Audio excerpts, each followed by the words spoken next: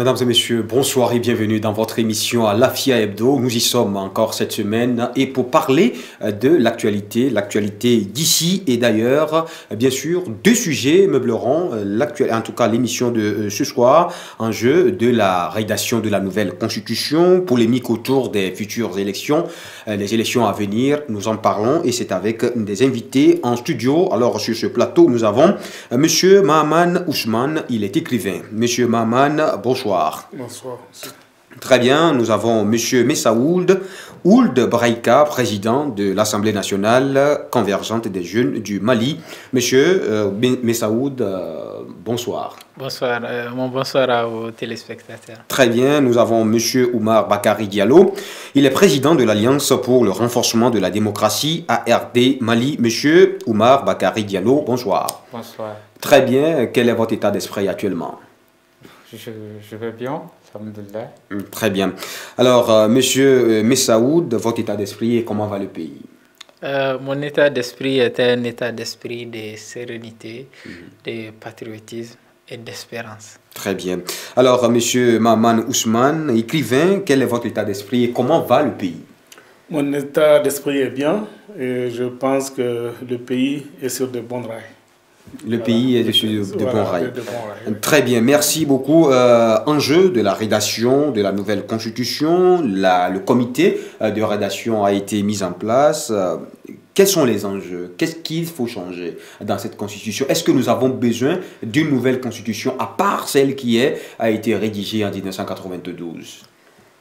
Merci monsieur de m'avoir posé cette question. Oui, je pense qu'il faut aller vers une nouvelle constitution.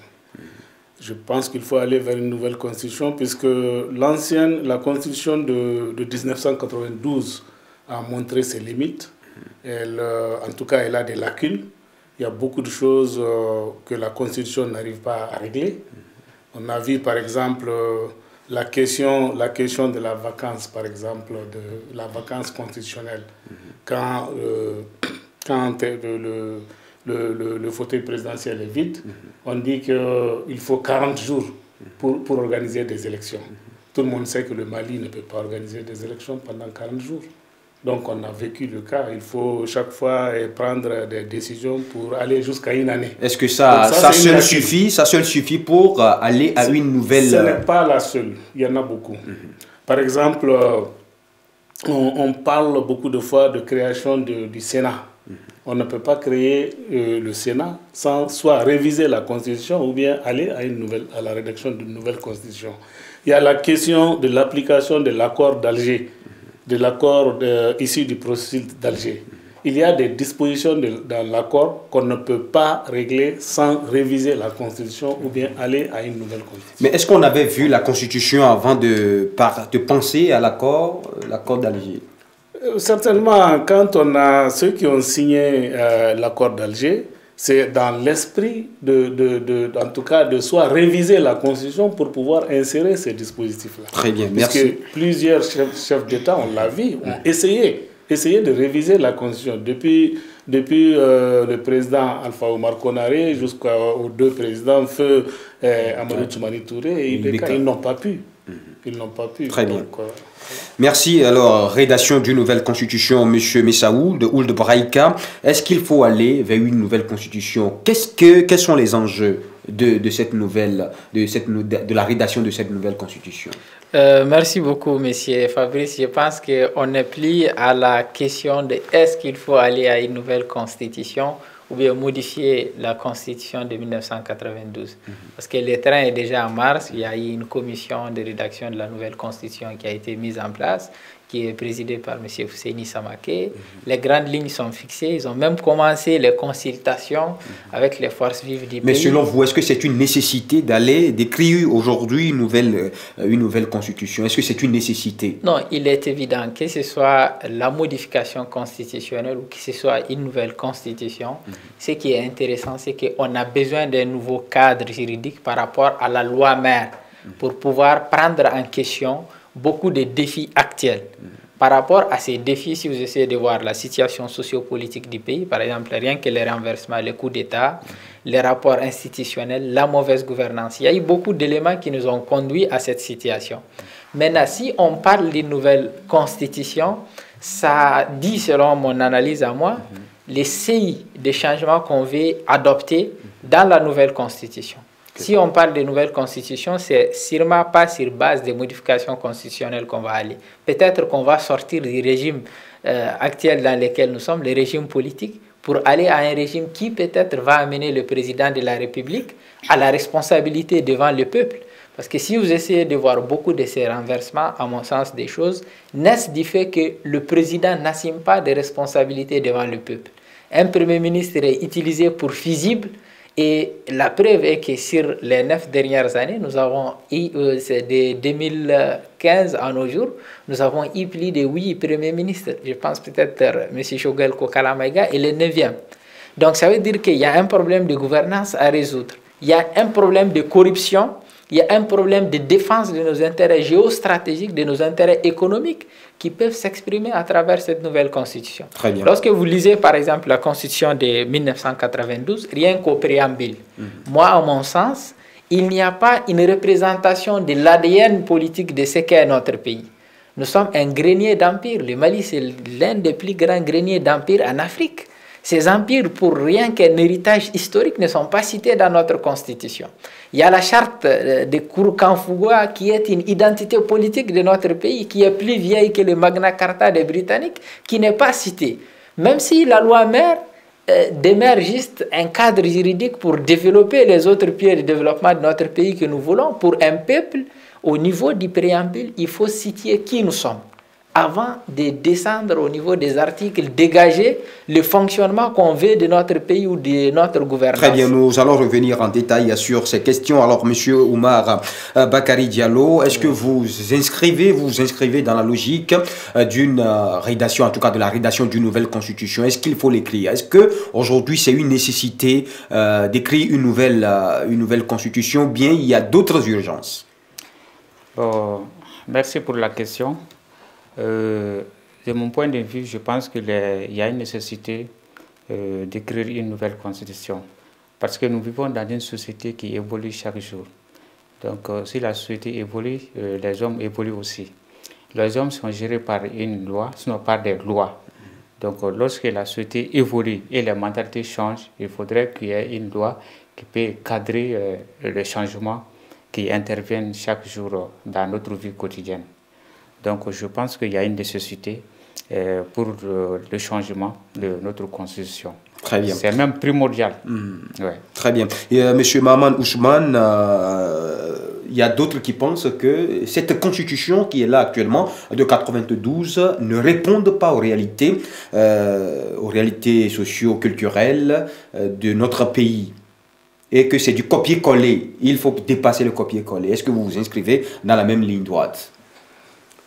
Bon, moi je ne dirais pas qu'il faut changer la Constitution parce que c'est du copier-coller. Non, il faut aller plus en profondeur de tout ça. Nous changeons la Constitution parce qu'il y a une nécessité aujourd'hui. Comme ce que je viens de citer, comme ce M. Oulbraïka vient de dire. Ce n'est pas parce que c'est du copier-coller seulement qu'il faut changer. Il y a une nécessité qui est là. Comme je viens de parler du vide constitutionnel. Les 40 jours pour organiser des élections quand le président n'est pas là.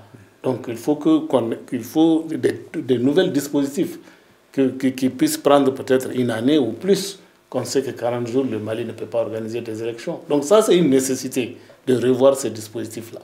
Il y a la nécessité de la création du Sénat. On veut aller vers une autre chambre. Donc, ça, c'est. Est-ce qu'il faut nécessairement aller à une nouvelle rédaction, en tout cas aller à une nouvelle constitution, avant de créer le Sénat? À un moment donné, comme je l'avais dit, 3 présidents ont essayé la révision constitutionnelle. Ils se sont butés à des obstacles. Il y a des personnes qui se sont levées pour dire non, ne touchez pas à notre constitution. Il y a même eu des collectifs qui ont dit ne touche pas à ma constitution. Il y a eu des marches ici. En tout cas, ils n'ont pas pu. Réviser la constitution. Aujourd'hui, est-ce qu'il faut réitérer le même scénario, d'essayer de réviser la constitution et qu'on soit buté à des obstacles? peut-être la meilleure façon de faire, c'est de rédiger une nouvelle constitution. Puisque, quelque part, l'article 118 de la Constitution dit que on ne peut pas réviser la Constitution pendant que l'intégrité du territoire est menacée quelque part. Pendant que le territoire est occupé, même s'il n'est pas occupé, pendant que l'intégrité du territoire aujourd'hui, le nord n'est pas accessible à tous. À tous. Le nord et le centre. Jusqu'à présent, à Kidal, il y a deux autorités. Jusqu'à présent, à Kidal, les armes circulent. Donc, on peut brandir l'article 118 de ce côté. Il y a le fait aussi que quand un projet de loi de la révision constitutionnelle est mis sur... On dit que le projet de loi doit être approuvé par les 2/3 de l'Assemblée, des députés de l'Assemblée. Est-ce qu'on a des députés aujourd'hui? Est-ce qu'on a une Assemblée aujourd'hui? Mais c'est l'organe législatif quand même de la transition. On n'a pas dit, dans la Constitution, ils n'ont pas dit le CNT, ils n'ont pas dit d'organe, ils ont dit les députés. Et ils ont dit l'Assemblée. Donc, si on va aller sur cette base pour réviser la Constitution, est-ce que d'autres ne vont pas attaquer cette révision finalement d'illégitimité un jour? Parce qu'ils vont dire qu'il n'y avait pas de députés, il n'y avait pas d'Assemblée. Donc pourtant, ce n'est pas ce que la loi dit. La loi n'a pas parlé de CNT. Donc, pour éviter tous ces problèmes-là, pour éviter ce qui est facile à mes yeux, à mon avis, ce qui est plus facile, c'est d'aller à la rédaction d'une nouvelle constitution. Très bien. Voilà. Puisque le peuple est souverain et peut décider à chaque fois d'aller à une nouvelle constitution. Très bien. Alors, mesdames et messieurs, nous sommes dans l'émission Alafia Hebdo. Nous parlons des enjeux de la rédaction de la nouvelle constitution. Si vous venez de nous prendre en marche, vous l'avez bien fait. Alors, la plupart du temps, quand on veut changer ou modifier la constitution, c'est à des fins personnelles. Mais dans ce cas, monsieur Messaoud Ould Braïka, si vous le permettez, la plupart, j'espère que cette nouvelle rédaction, cette nouvelle constitution, ce n'est pas pour soigner l'image d'un individu. Non, je ne le pense pas. Je pense que, comme l'a si bien expliqué M. Maïga, à plusieurs reprises, c'est manifester ses besoins d'aller vers une réforme constitutionnelle qui n'a pas marché. Donc peut-être les autorités de la transition ont vu qu'il faut aller à la rédaction d'une nouvelle constitution. Ce n'est pas une mauvaise chose. C'est à quoi moi j'appelle, c'est le respect des textes. Parce que la constitution de 1990... On va revenir sur le respect des tests. On fait de très beaux tests en Afrique, mais la plupart du temps, ces tests ne sont pas respectés. Mais ma question, on va revenir là-dessus. Nous savons très bien que les sanctions sont levées sous réserve. Et si le président actuel, le président de la transition, le colonel Assimi Goïta, il ne doit pas se présenter aux élections. Et déjà, nous avons eu une nouvelle, en tout cas la rédaction d'une nouvelle constitution. Est-ce que cette nouvelle constitution ne sera pas en sa faveur pour se présenter aux élections? Je pense qu'on ne doit pas faire de fuite en avant. On doit rester dans le cadre logique des informations vérifiées qu'on reçoit. Moi, je réfléchis en chien de garde. C'est pour ça que je pose il y a une commission qui est chargée d'écouter toutes les corporations du pays, d'écouter toutes les forces vives du pays pour pouvoir faire ressortir ce qu'est la volonté populaire. Parce qu'une constitution, c'est d'abord l'opium du peuple. C'est une volonté populaire. Donc, ces volontés populaires seront traduites à travers des rapporteurs pour faire un écrit. Maintenant, il est dit qu'une nouvelle constitution va être rédigée, mais elle n'est pas encore adoptée. Son adoption est tout un processus. Ce qui va ressortir de ces concertations doit faire l'objet de communication auprès du peuple malien qui va finir par un oui ou bien un non à travers les référendums. On peut rédiger 5 constitutions. Et ça pourrait ne pas passer. Ça pourrait ne pas passer, bien sûr. Le peuple est souverain dans son choix d'accepter. Parce que ce que vous dites là, est-ce que ce n'est pas à l'intérêt du colonel Assimi Goïta? Est-ce que ce n'est pas à l'intérêt de M. Je ne dis pas que c'est ça, mais je suis en train de réfléchir. Je vous pose la question. Non, nous sommes dans un cadre réflexionnel. Et dans ce cadre de réflexion, je vous donne l'assurance que la dernière sanction est quelque chose d'échu au peuple. Le peuple malien ne se laissera pas entraîner dans des questions personnelles, dans des questions individuelles. Nous avons beaucoup subi depuis la crise de 2012.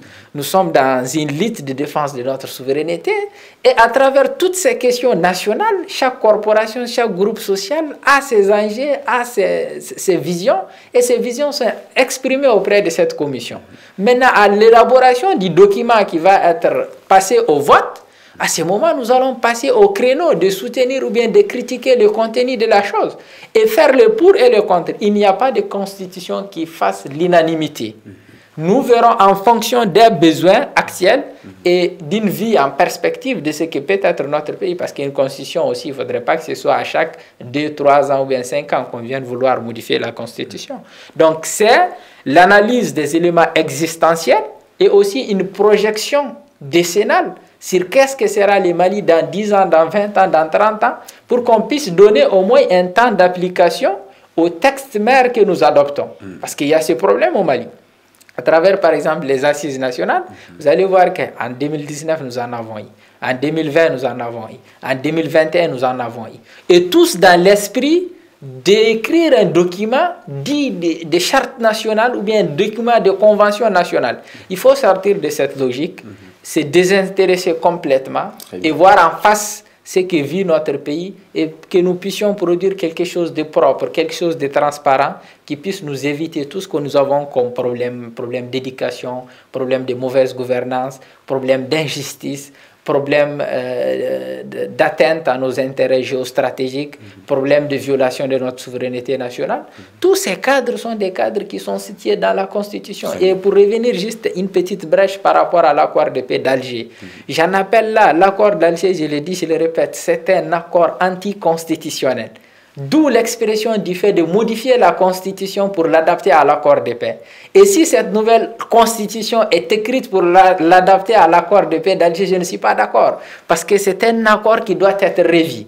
Les autorités qui l'ont adopté, ils l'ont adopté sur violation de la Constitution malienne. Il y a des lois constitutionnelles qui sont citées dans l'accord de paix d'Alger. Pour ne pas monopoliser la parole, on va revenir par rapport à l'accord d'Alger. Est-ce que vous pensez aussi que c'est un accord anticonstitutionnel? Et c'est sur quelle base peut-on qualifier cet accord d'anticonstitutionnel? Monsieur Oumar Bakari Diallo. Merci pour la question. En ce qui concerne l'accord d'Alger, moi je pense que le moment que l'accord a été signé, depuis sa signature, moi personnellement je n'étais pas pour. Parce que en tant que juriste, j'ai vu que la loi fondamentale qui est la Constitution malienne, certaines dispositions de l'accord qui ne répondent pas au principe de la Constitution. Mais est-ce que ce n'est pas un accord dédié pour la paix et la réconciliation au Mali? Est-ce que pour la paix et la réconciliation, quelque chose vaut mieux que ça? Oui. Bon, un accord pour la paix et la réconciliation au Mali, moi je pense que cet accord devrait vraiment respecter certains engagements du peuple malien, c'est-à-dire que dans la Constitution. Mais si un accord a été signé uniquement pour avoir la paix et la réconciliation au Mali, nous l'avons vraiment accepté comme ça, parce que c'est un document qui pourrait quand même faire revenir certaines personnes, c'est-à-dire que à la paix. Donc nous avons bel et bien salué cet accord pour la paix. Mais après cet accord, il n'y a pas eu de la paix. Donc maintenant... Est-ce que ça a été appliqué? Ça n'a pas été appliqué. Mais pourquoi? Voilà, parce que c'était contraire à certaines dispositions de la Constitution. D'où la nécessité de la création, comme mon co-débatteur vient de le dire. Il est très important et impératif même que ces dispositions soient en marche avec la Constitution. Donc, je pense bien que ceux qui sont censés élaborer une nouvelle Constitution vont y penser à ce que cet accord puisse vraiment aller de pair avec la nouvelle Constitution. Très bien, accord d'Alger, accord de paix pour la réconciliation, la paix et la réconciliation. Vous aussi, est-ce que vous pensez que cet accord est anticonstitutionnel? Bon, moi je ne dirais pas anticonstitutionnel, hein, puisque c'est-à-dire dès lors qu'on veut un accord, il faut des sacrifices des deux côtés. Ceux qui sont de l'autre côté, les belligérants, vont faire des sacrifices, ils vont renoncer à des choses. Et l'État aussi qui signe l'accord va renoncer à des choses. Voilà, jusqu'à des choses qu'on pense qui ne sont pas inscrites dans la Constitution. Mais il est clair que quand on avait signé l'accord, c'était dans l'idée qu'on va aller à la révision constitutionnelle pour insérer certains dispositifs qui n'étaient pas favorables à l'application de l'accord. Par exemple, il a été dit que dans l'accord d'Alger, c'est-à-dire les présidents des assemblées régionales vont être élus au suffrage universel direct.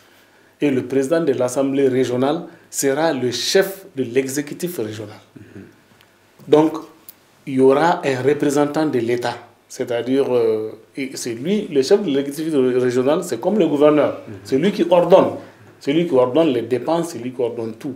Mais il y aura le représentant de l'État pour valider tout ce que le chef de l'exécutif régional ordonne.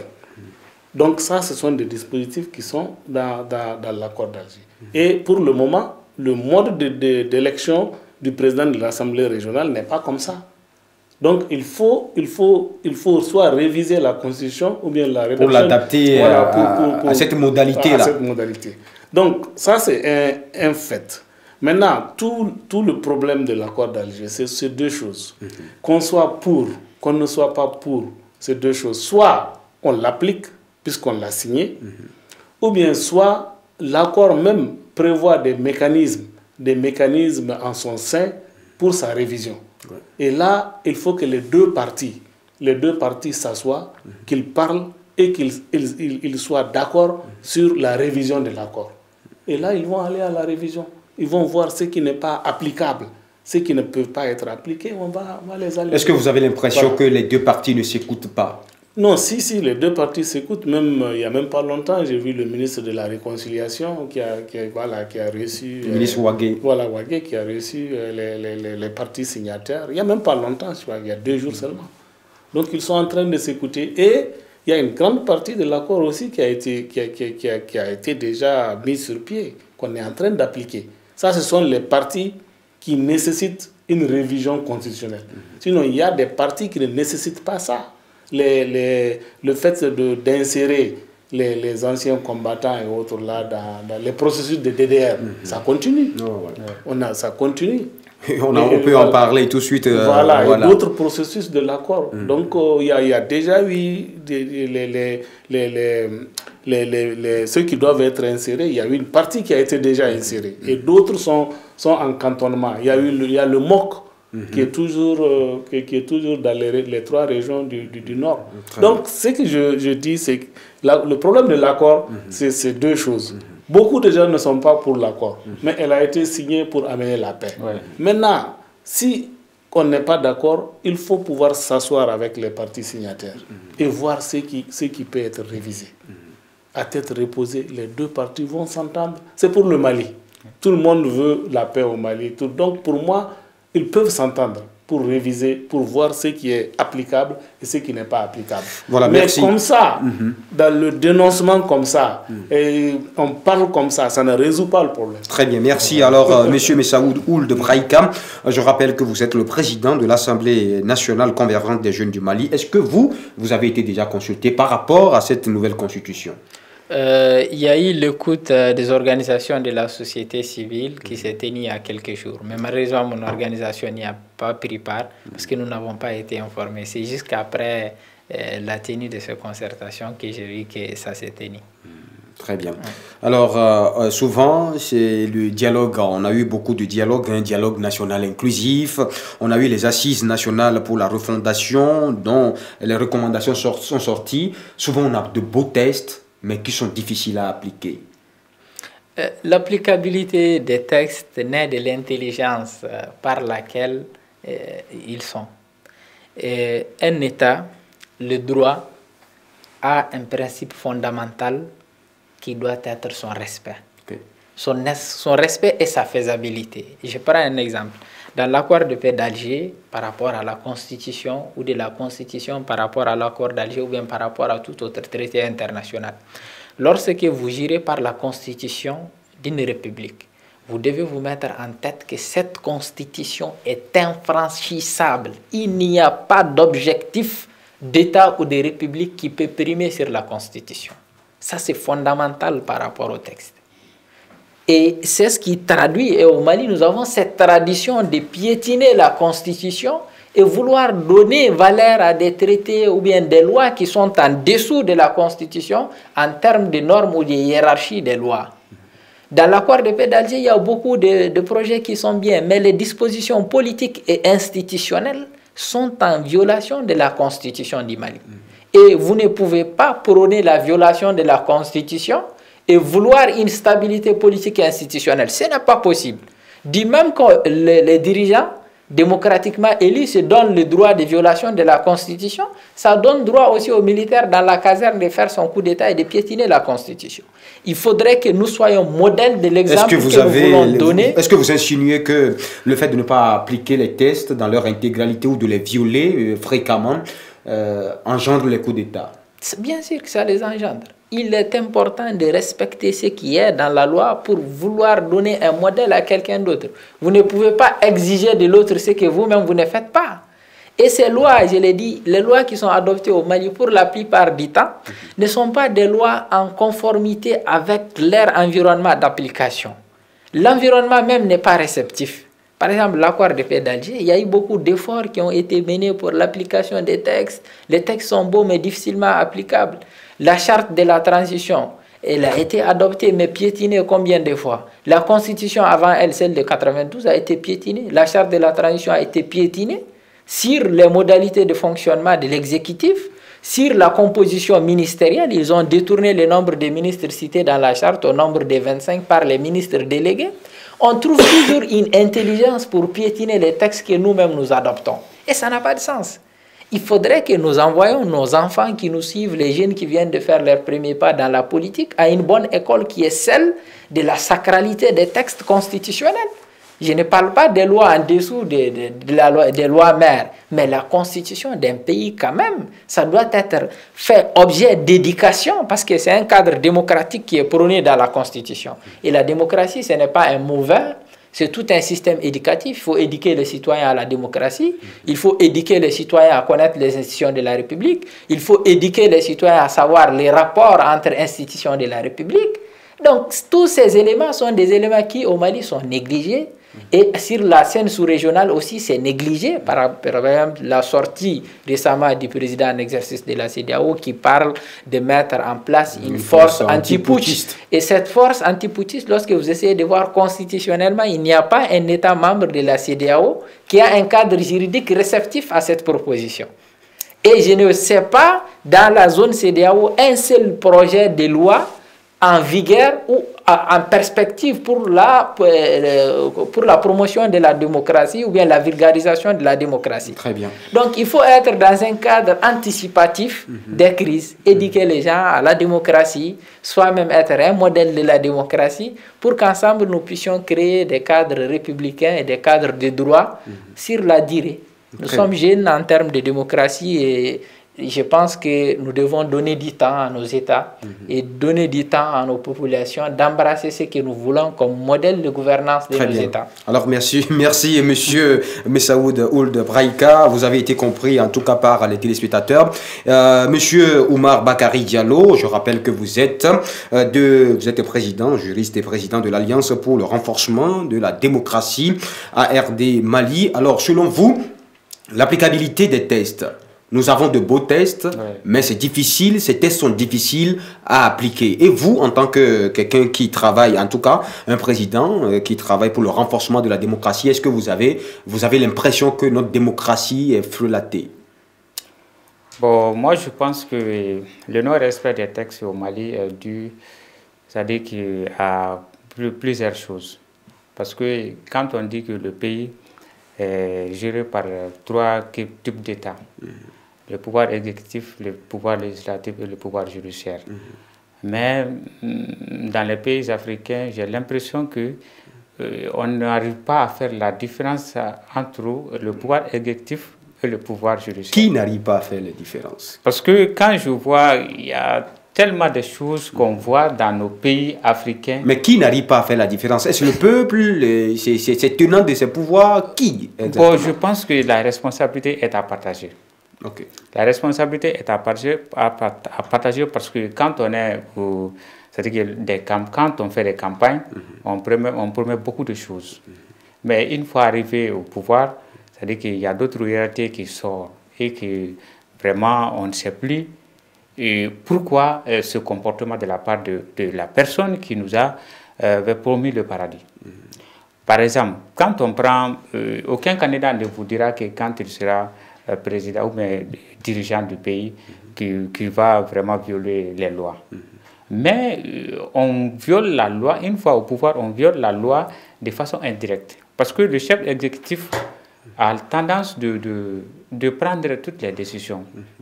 Est-ce qu'il les prend sans le savoir, sans réaliser ce qu'il fait? C'est pas le manque, c'est pas parce qu'on n'a pas, c'est-à-dire que bien rédigé nos textes, mais c'est parce que le pouvoir exécutif est un pouvoir politique qui essaie toujours vraiment de contourner ou bien de contourner la loi. Voilà, de contourner la loi selon ses volontés.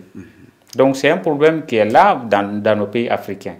Donc pour que ces problèmes puissent être résolus, il faudrait préalablement que nous arrivions quand même à éduquer les citoyens par rapport au respect même de la loi. Parce que il y a une compréhension, une philosophie dans la tête de nos concitoyens, c'est quoi?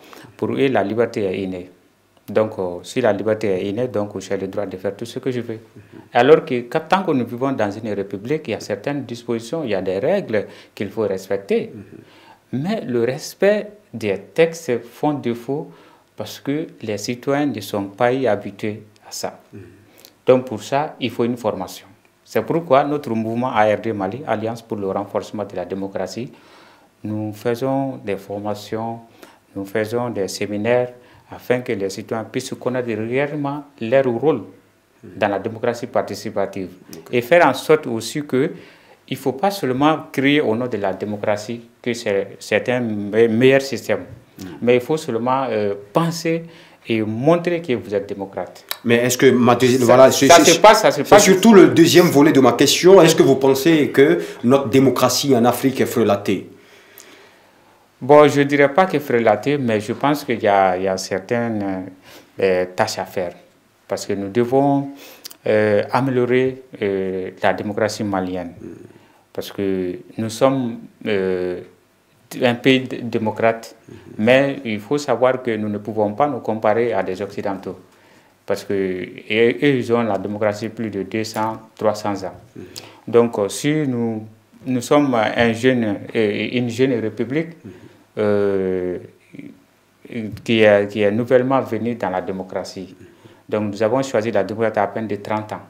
Donc, je pense que ce qui devrait être fait n'a pas été fait par ceux qui ont acclamé la démocratie, parce qu'ils ont amené la démocratie. Vous m'amenez à vous poser beaucoup de questions en même temps. Qu'est-ce qui devrait être fait qui n'a pas été fait? Voilà. Parce que quand on dit que la démocratie, il faut donner la parole au peuple, alors que la parole doit être contrôlée. S'il faut donner la parole à quelqu'un, il faut que la personne sache réellement ce qu'il doit dire et ce qu'il ne doit pas dire, surtout dans l'intérêt du pays. Donc, si nous parvenions à, c'est-à-dire former les citoyens depuis le début de la démocratie au Mali, je pense qu'en ce moment, vous trouverez que le peuple a compris son apport, c'est-à-dire que son importance par rapport à la gestion publique et politique de l'État. Mais on a exigé à ce que la parole soit donnée à tout le monde. Et pourtant, tout le monde ne sait pas ce qu'il faut dire et quand il faut dire. Donc, pour renforcer la démocratie, il faut renforcer ce qu'on appelle l'éducation à la citoyenneté active. Merci. Alors, merci Monsieur Oumar Bakari Diallo, président de l'Alliance pour le renforcement de la démocratie ARD Mali. Alors, Monsieur Mahaman Ousmane, je rappelle que vous êtes écrivain. L'enjeu de la démocratie, en tout cas l'enjeu de la rédaction, je voulais dire, la rédaction d'une nouvelle constitution, on va finir rapidement avec ce sujet. Est-ce que vous pensez qu'il faut consulter tout le monde? Oui, ça c'est obligatoire, il faut faire des larges consultations et je crois que le CRNC a déjà commencé ça, la commission de rédaction de la nouvelle constitution. Et je crois que la dernière fois, ils ont commencé par les consultations avec les partis politiques. Il y a eu la société civile. Il y a eu des dates qui sont prévues pour les consultations régionales et autres. Donc oui, il faut consulter, vraiment, il faut faire des larges consultations. Est-ce que ce n'est pas... écouter tout le monde. Est-ce que ce ne sont pas des assises nationales de la refondation bis? Non, c'est un peu différent parce que là, il y a un thème c'est centré sur un thème quand même, puisque c'est la révision constitutionnelle. Mais dans les assises nationales, il y a plusieurs thèmes, il y a beaucoup de choses à dire. Aujourd'hui, selon vous, qu'est-ce qu'il faut introduire dans cette nouvelle constitution? Ce qu'il faut, pour moi, ce qui est primordial, c'est qu'il faut insérer dans la nouvelle constitution, comme je reviens toujours sur ce que j'avais dit, corriger le problème des vides constitutionnels. Ça vous tient tellement à cœur. Les 40 jours, il faut corriger ça, puisque l'histoire nous a montré qu'on ne peut pas organiser des élections. Alors, quel est le temps maximal pour pouvoir organiser des élections quand le président? Peut-être 12 mois. 12 mois, mettre cela dans la Constitution. Parce qu'au temps de John Kunda, on a vu les 40 jours, on n'a pas pu, et puis la CEDEAO est venue, la CEDEAO a donné une date, je crois que 18 mois, pour organiser des élections. Donc, il faut régler ce problème-là. Il faut qu'on puisse aussi régler le problème de Sénat. Voilà, qu'on prenne des dispositifs pour aller à la... Est-ce que nous avons besoin du Sénat? Ça, c'est aussi une autre problématique. Oui, Est-ce qu'on a ça besoin? permet une plus grande représentativité. Le Sénat permet une plus grande représentativité du peuple. C'est ça, le Sénat. Parce que j'ai vu dans le Sénat, il y a même les légitimités traditionnelles qui vont pouvoir être représentées dans le Sénat. Il joue un grand rôle. Il joue un grand rôle dans la paix et la stabilité de nos villes. Il y a, par exemple, le problème de la justice. Il est en train de parler de la démocratie et des trois pouvoirs. Dans une démocratie, s'il n'y a pas une véritable séparation des trois pouvoirs, la démocratie ne marchera pas. Est-ce que Il faut que le pouvoir judiciaire soit indépendant. Il faut que le pouvoir judiciaire soit indépendant du pouvoir exécutif. Que le pouvoir exécutif n'ait pas une grande influence sur la justice. Pour cela, il faut peut-être les juges de la Cour suprême. Ils doivent être nommés peut-être par le Conseil supérieur de la magistrature, ou bien un conseil des sages de la justice. Et non le président de la République. Et non le président de la République. Il faut que les juges de la Cour suprême soient nommés soit par un conseil des sages qui peut être consisté par les anciens travailleurs de la justice et autres, les anciens présidents. Qui sont non manipulables. Voilà. Que ce soit eux qui nomment les juges de la Cour suprême. Et qu'ils soient réellement indépendants, financièrement et tout. Dès que la justice peut être manipulée par le pouvoir exécutif, il n'y a pas de démocratie. Et le pouvoir législatif aussi doit être carrément indépendant. C'est-à-dire, il ne faut pas qu'on ait une assemblée et qu'on puisse chercher la majorité dans cette assemblée pour seulement que quand on veut faire voter des lois, pour que ces lois-là puissent passer. Ils ne sont là que pour ça. Il faut qu'ils puissent être là pour contrôler réellement l'action gouvernementale. Mais si c'est la majorité qui est au pouvoir, alors ils feront passer forcément leurs lois.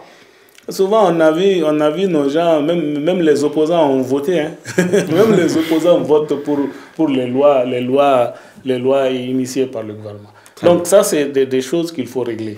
Le problème de séparation des trois pouvoirs. Il faut que ce soit réel pour que la démocratie fonctionne. Le problème des médias doit être aussi encadré. Les médias doivent être encadrés. Aujourd'hui, il suffit que j'ai un petit téléphone, un smartphone, je crée une TV, Web TV, et je dis tout ce que je veux. Je fais des invités. Bon, je sais pas comment vous-même vous voyez cela. Est-ce que cela a un avenir? Donc les médias doivent être encadrés pour que la démocratie puisse fonctionner normalement. Tout le monde ne peut pas dire ce qu'il veut et comme il veut, sans avoir une licence, sans avoir la déontologie, sans avoir la formation. Donc, il faut... Il y a un autre aspect aussi, voilà, c'est la question des partis politiques, la floraison des partis politiques. Il faut que ça aussi, ça soit encadré. Il faut qu'on puisse, en tout cas, faire des limites pour les partis politiques.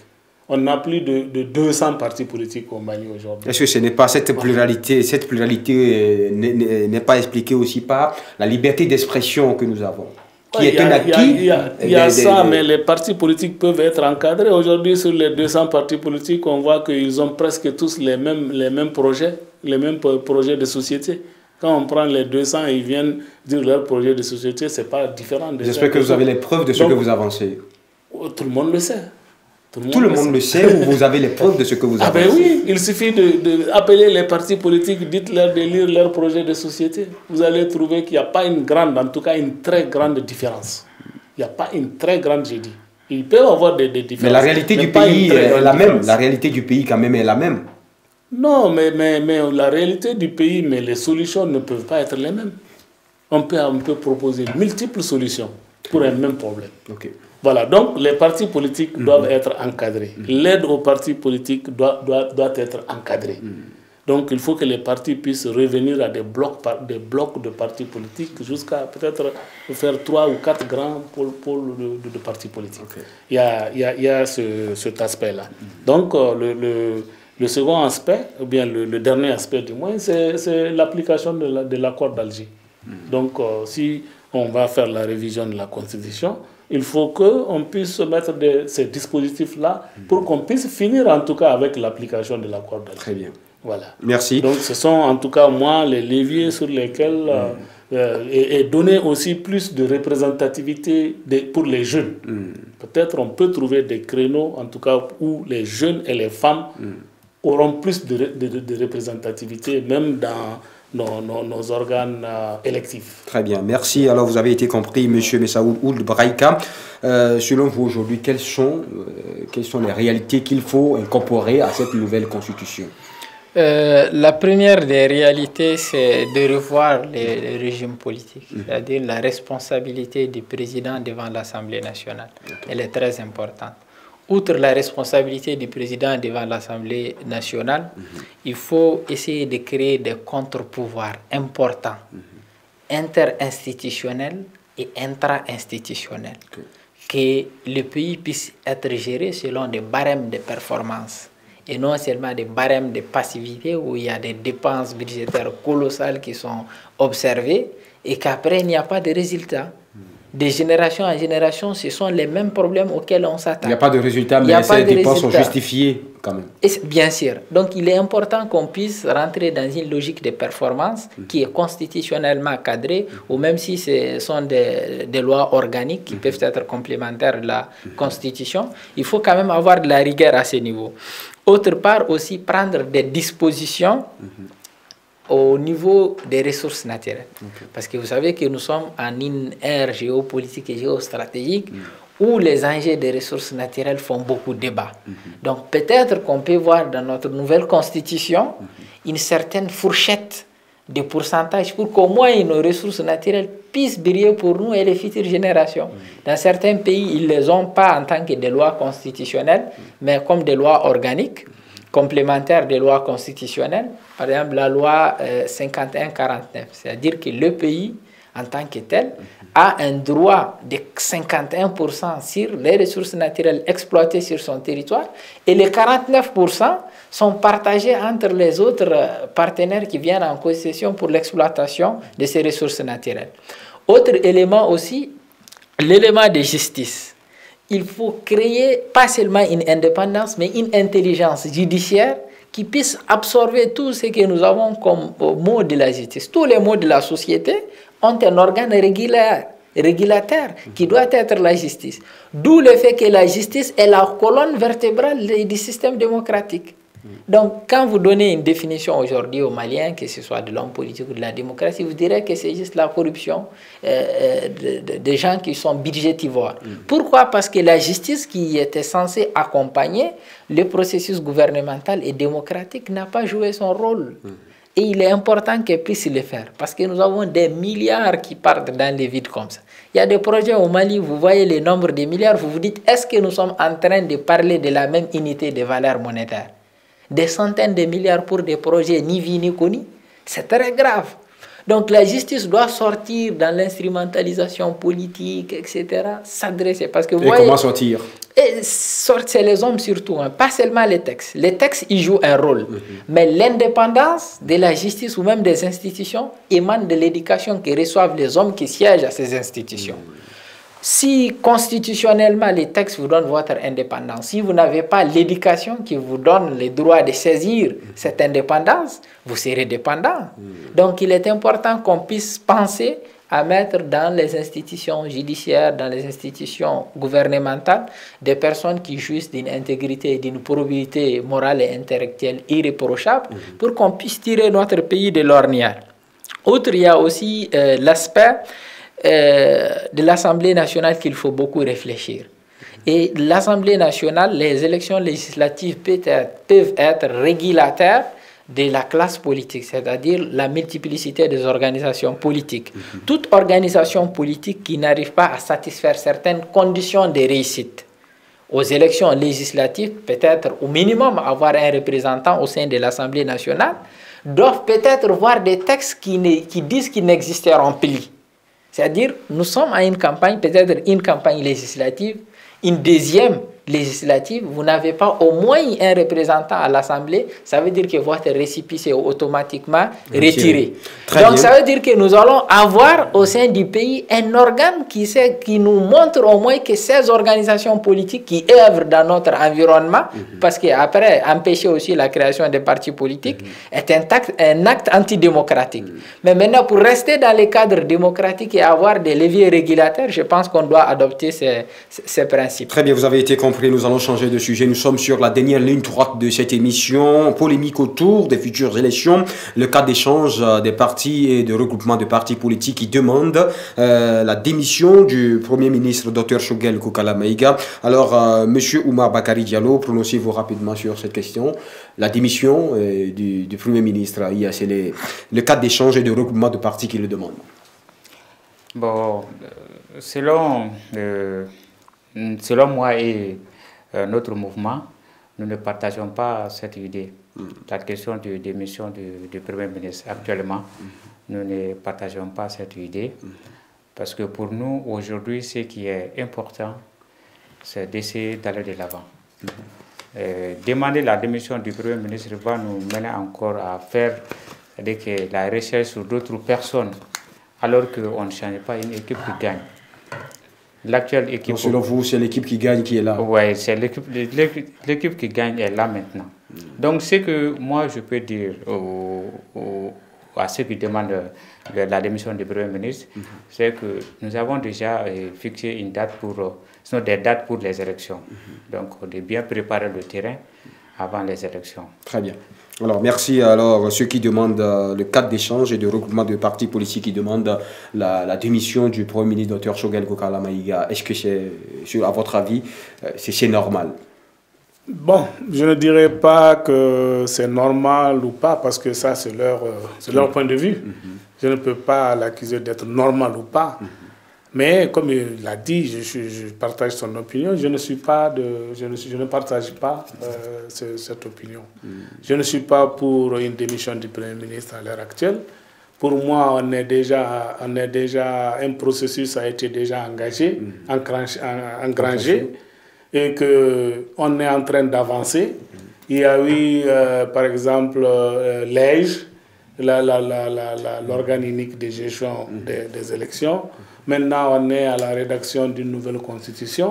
On doit pouvoir avancer. Donc, pour vous, les choses avancent, voilà, il ne faut pas Voilà, les choses avancent. Il ne faut pas qu'on retourne un nouveau Premier ministre qui va venir, peut-être le temps même de faire ses consultations et de mettre un nouveau gouvernement en place, ça va nous prendre du temps encore. Donc, je trouve qu'il faut continuer avec l'actuel Premier ministre jusqu'aux élections. Très bien, merci. Et je trouve qu'il est en train de bien faire. Moi, à mon avis, il est en train de bien faire. Il a porté haut l'honneur du pays, partout en Afrique, devant l'ONU, partout devant le monde. Le Malien s'est senti honoré, le Malien retrouve sa dignité à travers ce Premier ministre et à travers le ministre des Affaires étrangères. Très bien. Voilà. Alors, donc, je trouve qu'il faut les encourager et les laisser mener leur bateau à bon port. Très bien. Alors, sur la même question, vous allez rebondir. Merci beaucoup, monsieur Fabrice. Permettez-moi d'aller contre-courant de tout ce qui s'est dit sur le plateau. Moi, je pense que la demande de ces organisations politiques tire une légitimité du comportement du Premier ministre lui-même. sauf le respect que je lui dois. Je l'ai dit à plusieurs reprises, c'est un débat sur lequel je ne vais pas revenir. Dès la proposition de son plan d'action gouvernemental, moi j'ai trouvé que c'est le plan d'action le plus incohérent de l'histoire du plan d'action du Mali. À la fin de l'exécution du plan d'action, la journée d'information organisée par les CNT l'a prouvé à juste valeur, parce que tous les conseillers ont été unanimes sur la non-atteinte même du 15% de l'exécution du plan d'action et l'utilisation de 80% du budget qui a été alloué. Ça, ce sont les conseillers qui l'ont dit, pas moi. Ces mêmes conseillers reviennent encore par rapport à... Parce que le processus actuel dans lequel nous sommes a un enjeu majeur, qui est l'organisation des élections à venir. Et ces élections, la loi proposée par le Premier ministre ou par le gouvernement, c'est vu, vomi et désavoué par le CNT. Et le CNT, ce n'est pas une personne. Le CNT, c'est un ensemble. C'est un ensemble de corporations du pays qui sont représentées au sein du CNT. Donc, c'est désavoué par rapport à ce que le Premier ministre... Parce que quand on parle d'un gouvernement, c'est la vision qui conduit la gouvernance. Ce n'est pas la personne. Donc, toutes ces corporations ont désavoué la vision qu'il a de la gestion de la chose. Donc ça, c'est un élément indicateur qui n'a rien à voir avec... Est-ce que ça justifie qu'on demande sa tête Non, pas sa tête qui est demandée. Il faut savoir cadrer les choses dans leur contexte. Le Premier ministre, à plusieurs reprises, a fait des sorties qui, moi, je dis pas mesurées. Vous êtes responsable d'un gouvernement qui doit conduire un processus électoral. Lorsque vous tenez des discours de parti pris, il est normal que les acteurs, les partis politiques qui sont des acteurs électoraux, puissent s'inquiéter. Et dans leurs notes, ils justifient cela. Ils ne disent pas qu'ils démissionnent parce qu'il s'appelle M. Shogel Kokalamaïga, sauf tous les respects que je lui dois, mais ils disent qu'ils démissionnent selon un nombre de comportements qu'ils ont vus venant de sa part. Quand on parle d'une élection, une élection demande la transparence. Une élection demande de l'équité. Qui va aller à des élections où il se voit déjà perdant? C'est un Premier ministre chef de parti politique. Et ce sont ces partis politiques qui vont aux élections. Et je pense que quelque part, si mais les autorités de la transition ne sont pas légitimes à participer quand même à une élection. La participation des autorités de la transition, tous ceci sont des éléments qui doivent être cadrés par des textes de loi. Mais moi, j'en viens au dossier spécifique du Premier ministre. Si le Premier ministre peut se ressaisir par rapport à ces agissements très suspects, et je l'ai dit, je ne suis pas un acteur de parti politique, mais j'ai la sincérité de reconnaître ce qui est bon pour mon pays ou pas. Je peux vous dire tout de suite bien qu'il reste contre vents et marées. Si après nous sommes dans une crise électorale, il ne peut pas nous en extirper. Donc il faut avoir cette humilité d'observation sur la conduite des processus. Il ne faut pas être dans la passivité de dire... Allons-y, allons-y. Allons-y, mais pour aller où? Très bien, merci. Alors, Monsieur Messaoud, je rappelle que vous êtes président de l'Assemblée nationale convergente des jeunes du Mali. Merci d'être passé. Je vous en prie, c'est un grand plaisir. Très bien, Monsieur Mahaman Ousmane, je rappelle que vous êtes écrivain. Merci d'avoir accepté notre invitation. Merci pour l'échange. Merci beaucoup. Très bien, le dernier invité, il s'agit bien sûr de Monsieur Oumar Bakari Diallo.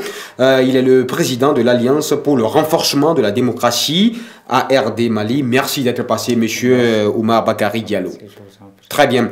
Alors, mesdames et messieurs, cette émission s'achève ainsi. Merci à vous de l'avoir suivi. Très bonne suite de nos programmes sur Alafia TV. On se retrouve la semaine prochaine pour d'autres aventures. D'ici là, prenez soin de vous. C'est Dieu qui demeure fort.